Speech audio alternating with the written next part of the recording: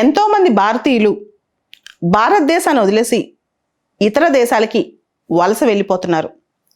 2014 నుంచి చూస్తే దాదాపు 9 లక్షల మంది భారతీయులు ఇతర దేశాల పౌరసత్వం తీసుకున్నారు. గత 5 ఏళ్లలో 6 లక్షల పైచిలికే.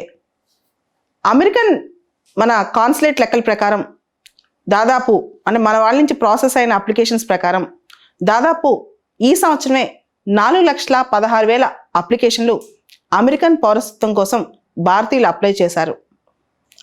ఒక్కసారి వేరే దేశం పౌరసత్వం తీసుకుంటే మన పాస్పోర్ట్ వాళ్ళు సరెండర్ చేయాలి. ఇండియా డ్యూయల్ పార్ట్నర్షిప్ని యాక్సెప్ట్ చేయదు, డ్యూయల్ సిటిజన్షిప్ని యాక్సెప్ట్ చేయదు. అంటే ఇతర దేశాల పౌరసత్వం ఉన్నప్పుడు మన దేశం పౌరసత్వం ఉండదన్నమాట. సో భారతీయులు చాలామంది ఎందుకు ఇతర దేశాల పౌరసత్వం కోసం వెళ్ళిపోతున్నారు? ఇతర దేశాల్లో సిటిజన్షిప్ వాళ్ళకి ఎందుకు కావాలి? ముఖ్యంగా వెళ్ళే వాళ్ళందరూ మేధావులు, సంపద బాగా ఉన్నవాళ్లే, అంటే ధనికులు, మేధావులే. దీనివల్ల దేశానికి నష్టం జరగదా? ఈ చర్చ గత 2-3 నెలలుగా దేశంలో జరుగుతుంది. ఇప్పుడు నేను చెప్పిన డేటా అంతా కూడా గవర్నమెంట్ అధికారికంగా రాజ్యసభలో ఒక ప్రశ్నకు సమాధానంగా ఇచ్చిన డేటానే. Rich Indians are going out of India, nationalism have become poor man's burden అని చెప్పి చాలా న్యూస్ పేపర్స్ ఆర్టికల్స్ కూడా రాశాయి. ఈ ఒక్క సంవత్సరం అంటే 2021 డేటా చూసుకుంటే, లాస్ట్ ఇయర్ డేటా చూస్తే దాదాపు 1,63,000 మంది భారతీయులు మన పౌరసత్వాన్ని వదిలేశారంట. సో గత 2-3 సంవత్సరాల ముందు చూసుకుంటే, అంటే 5 years back 4 years back data చూసుకుంటే లాస్ట్ ఇయర్ అది డబుల్ అయిపోయింది. సో భారతదేశ పౌరసత్వం వదిలేసి వాళ్ళు ఎక్కువగా ఏ దేశం వైపు వెళ్తున్నారు? పాశ్చాత్య దేశాల వైపు అంటే అవుననే చెప్పాలి. ముఖ్యంగా చూస్తే 2021లో భారతదేశం యొక్క సిటిజన్షిప్ వదిలేసి ఏ దేశం యొక్క సిటిజన్షిప్ ఎక్కువ తీసుకున్నారు అని ప్రశ్న వస్తే అది అమెరికా అని చెప్పొచ్చు. దాదాపు 78,000 మంది భారతీయులు అమెరికన్ సిటిజన్షిప్ని లాస్ట్ ఇయర్ తీసుకున్నారు. దాంతోపాటు 23,533 మంది భారతీయులు ఆస్ట్రేలియన్ సిటిజన్షిప్ని తీసుకున్నారు. 21,597 మంది భారతీయులు కెనడియన్ సిటిజన్షిప్ని తీసుకున్నారు. అదేవిధంగా 14,637 మంది భారతీయులు బ్రిటిష్ సిటిజన్షిప్ తీసుకున్నారు. దాంతోపాటు ఇటలీ సిటిజన్షిప్ 5,986 మంది తీసుకున్నారు. అంటే ముఖ్యంగా వీళ్ళందరూ కూడా మోస్ట్ ప్రిఫర్డ్ సిటిజన్షిప్ ఎక్కడ తీసుకుంటున్నారంటే ఖచ్చితంగా వెస్ట్రన్ కంట్రీస్ అని చెప్పొచ్చు అనమాట. మోడీ గారు ఒక పక్కన మనం అమృత కాలంలో ఉన్నామని చెప్తున్నారు. అంటే 75 వసంతాల భారతావని నుంచి 100 వసంతాల 100 ఏళ్ల భారతావని మధ్య టైంని మనం అమృత కాలం అంటున్నాం. ఈ కాలంలో మనం ఉన్నాం. కానీ దేశాన్ని కన్నపేగుని వదిలేసి, ముఖ్యంగా సొంత ఊరిని వదిలేసి ఇతర దేశాలకు ఎందుకు వెళ్తున్నారు? అక్కడ ఎంతైనా అడాప్టెడ్ సన్స్ అండ్ డాటర్సే కదా, అంటే దత్తపుత్రులనే కదా వాళ్ళు బతకాల్సింది. బట్ స్టిల్ వెళ్ళిపోతున్నారు. ఇది బలవంతపు మైగ్రేషన్ కాదు. కంట్రీలో సివిల్ వార్ జరగట్లేదు, లేదా కంట్రీలో ఫెమైన్ రాలేదు, లేకపోతే కంట్రీలో ఇతరత్ర వాళ్ళకి అన్నం లేక అలమటించట్లేదు.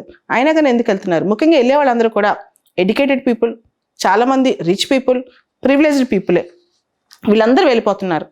ఇది వెళ్ళటానికి కారణం ఏంటి? భారతదేశంలో ఏం తక్కువైంది? అండ్ దీంతో పాటు ఈ మధ్య రీసెంట్గా లండన్ బేస్డ్ ఒక సంస్థ రిపోర్ట్ ఇచ్చింది భారతదేశం గురించి. అన్ని దేశాల గురించి ఇస్తూనే భారతదేశం గురించి ఇచ్చిందనమాట. హెన్లీ అండ్ పార్ట్నర్స్ అనే సంస్థ ఏం చెప్పిందంటే ఈ సంవత్సరం అంటే కమింగ్ ఇయర్లో దాదాపు 8,000 మంది హై నెట్వర్త్ ఇండివిజువల్స్, హెచ్ఎన్ఐస్ అంటాం, వాళ్ళు భారతదేశాన్ని వదిలేని ఉన్నారంట. వాళ్ళకి ఏం కావాలి? భారతదేశంలో ధనిక వర్గాన్ని ఒక ఎలినేటెడ్గా చూస్తారు, పన్నులు ఎగవేతలు అని చెప్పి. ముఖ్యంగా బ్లాక్ మనీ వాళ్ళు దాచిపెట్టిన ప్లేస్ కూడా ఉండదన్నమాట. ఎక్కువగా ప్రతిదాన్ని ట్యాక్స్ నెట్లో తీసుకొస్తున్నారు. ఇది కూడా ఒక కారణం కావచ్చు. ఇతర దేశాల్లో quality of life, standard of living కానీ క్వాలిటీ ఆఫ్ లైఫ్ కానీ అద్భుతంగా ఉంటాం. భారతదేశంలో పొల్యూషన్ లెవెల్స్ పెరిగిపోవటం, దాంతోపాటు ప్రతి ఒక్కళ్ళు వాళ్ళ జీవనాన్ని గమనిస్తూ వాళ్ళ ప్రైవసీకి, ఎందుకంటే ఇతర దేశాల్లో నీకు ఎన్ని డబ్బులున్నా ఎవరు పెద్ద పట్టించుకోరు. కానీ ఇక్కడ అలా కాదు, ప్రతి ఒక్కరు పక్కవాడి ప్రైవసీలోకి ఇంట్రూడ్ అవుతుంటాడు. అది కావచ్చు. దాంతోపాటు వ్యాపారాన్ని, ఇన్వెస్ట్మెంట్స్ని ఇతర దేశాలు ఎంకరేజ్ చేసినంత మన దేశం ఎంకరేజ్ చేయకపోవచ్చు. దాంతోపాటు చాలా ట్యాక్స్ హెవెన్స్ ఉన్నాయి. చాలా దేశాల్లో ఇన్వెస్ట్మెంట్స్ రావటమే పరమావధిగా చూసే దేశాలు కూడా ఉన్నాయి. ముఖ్యంగా సింగపూర్ కానీ, యుఏఈ కానీ ఇలాంటి దేశాలు లోయర్ ట్యాక్స్ రేట్స్ ఉన్నాయన్నమాట. ఇవన్నీ కూడా ఒక రీజన్స్ కావచ్చు. దాంతోపాటు ప్రశాంతమైన జీవితం, ఆహ్లాదకరమైన జీవితం, ఫ్యామిలీ టైం, ఇవన్నీ కూడా వాళ్ళు కొలుస్తుండొచ్చు.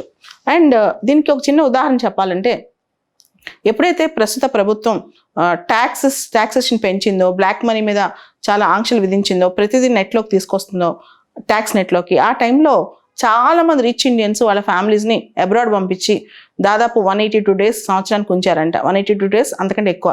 ఎందుకంటే ఎవరైతే సంవత్సరానికి 182 రోజులు ఆ పైన బయట దేశాల్లో ఉన్నారో వాళ్ళు ఎన్ఆర్ఎస్ కిందకి వస్తారు. వాళ్ళకి separate foreign accounts, foreign businesses, వాటికి సపరేట్ టాక్సేషన్ సిస్టమ్ ఉంటుంది అనమాట. సో ఇవన్నీ కూడా ఒక రీజన్స్. దీంతో పాటు మధ్యతరగతి ఇండియన్స్ ఎందుకు వెళ్ళిపోతున్నారంటే ముఖ్యంగా బాగా చదువుకున్న వాళ్ళు వీళ్ళందరూ కూడా భారతదేశంలో గవర్నమెంట్ ఉద్యోగం లేదు. ఒకవేళ గవర్నమెంట్ ఉద్యోగాలు ఎన్నో కొన్ని ఉన్నా అవి రిజర్వేషన్లో వెళ్ళిపోతున్నాయి. సో దాంతో కొంతమంది ఇంటలెక్చువల్స్ కానీ, కొంతమంది మిడిల్ ఇన్కమ్ గ్రూప్స్ కానీ, మిడిల్ క్లాస్ పీపుల్ కానీ బెటర్ లివింగ్ స్టాండర్డ్స్ అంటే భారతదేశంలో ఉన్న దానికంటే ఇతర దేశాల్లో వాళ్ళ పిల్లలు ఎక్కువ సంపాదించుకుంటారు, ఎక్కువ లివింగ్ స్టాండర్డ్స్తో ఉంటారు. ఇట్లాంటి ఉద్దేశంతో కూడా దేశాన్ని వదిలిపోవడం జరుగుతుంది అనమాట. సో ఓవరాల్గా చూస్తే మన దేశంలో కొరవడిన జీవన ప్రమాణాలు, రోజు రోజుకి పెరుగుతున్న కాలుష్యం, అవినీతి కూడా ఒక కారణం. దాంతోపాటు యాంటీ సోషల్ ఎలిమెంట్స్, సెక్యూరిటీ లేకపోవడం, తీవ్రవాద భయం, ఇవన్నీ కూడా కారణాలు అనమాట. అండ్ కోవిడ్ టైంలో కూడా చూసుకుంటే మనం పెద్ద ఎత్తున ఉద్యోగాలు పోయాయి. ఫారిన్ కంట్రీస్లో, వెస్ట్రన్ కంట్రీస్లో ఉద్యోగాలు పోయినా వాళ్ళు ఏదో విధంగా సర్వైవ్ అయ్యారు. భారతదేశంలో లోన్లు కట్టలేక ఇల్లు కొనుక్కుని ఇలా కోవిడ్ టైంలో చాలా ఇబ్బందులు పడి ఉద్యోగం పోయిన వాళ్ళు ఉన్నారు. సో వీళ్ళందరూ ఏమనుకున్నారంటే బెటర్ ఆప్షన్, మెరుగైన జీవన పరిస్థితులు విదేశాల్లో ఉంటాయని చెప్పి. సో దాంతోపాటు అమెరికా ఈ మధ్యకాలంలో H1B వీసాస్ సడలింపులు చేయటము, దానికి సంబంధించి భారతదేశంలో కూడా ఇదే టైంలో పన్ను ఎగవేత మార్గాలు అరికట్టడము. అండ్ భారతదేశంలో మీకు తెలుసు డ్యూయల్ సిటిజన్షిప్ మనం ఇంకా పాత మోడల్ అనమాట. కొత్త దేశాలు సిటిజన్షిప్ ఇస్తున్నారు అమ్మని పిలుస్తుంటే భారతదేశం మాత్రం ఇప్పటికీ డ్యూయల్ సిటిజన్షిప్ యాక్సెప్ట్ చేయమంటే భారతదేశం పౌరుడు ఇతర దేశాలకు వెళ్ళి పౌరసత్వం తీసుకుంటే మళ్ళీ మన దేశ పౌరసత్వం కోల్పోతాడనమాట. సో ఇవన్నీ కూడా చాలా మందికి ఈ మధ్యగా అంతగా రుచించట్లేదు. ఇదంతా చూస్తుంటే దాదాబాయి నౌరోజీ డ్రెయిన్ థియరీ, మనం poverty and un-British rule India అని చెప్పి ఆయన ఒక పుస్తకం రాశారు. దానిలో డ్రెయిన్ థియరీ, పాత రోజుల్లో మన సంపద వలస బ్రిటన్కి ఎలా వెళ్ళిపోయిందని, గంగా నదిలో జలాలు ఆవిరైపోయి మేఘాలుగా మారి లివర్పూల్ని వర్షం కురిపించింది, సంపద అక్కడ కురిపించింది అని చెప్పారు. అలా భారతదేశంలో ఇంటలెక్చువల్స్, భారతదేశంలో డబ్బులున్న వాళ్ళు ఇతర దేశాలకు వెళ్ళిపోయి వాళ్ళ సంపత్తిని అక్కడ వాడుతున్నారా, దానివల్ల దేశానికి నష్టం జరిగిద్దని ఒక వాదన అయితే, ఇంకొక వాదన అది కాదు 140 కోట్ల భారతీయుల్లో కొంతమంది వెళ్ళిపోతే, లక్షల మంది వెళ్ళిపోతే తప్పేంటి, నష్టం ఏంటి అని వాదించే వాళ్ళు పోలేదు.